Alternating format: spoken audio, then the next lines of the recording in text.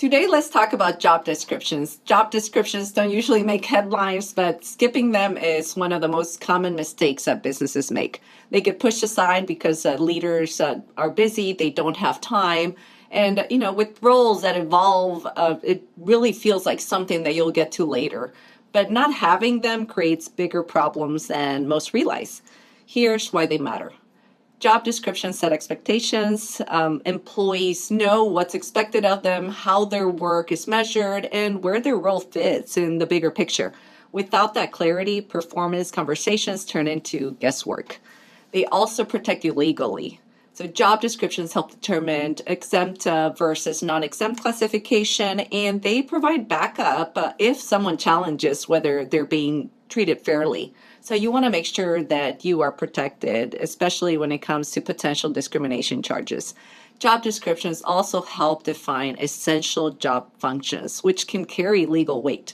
When it comes to addressing ADA, which is Americans with Disabilities Act, accommodation requests, they are going to be a pretty good backup for you when it comes to documentation and what the employee is required to do for that particular role.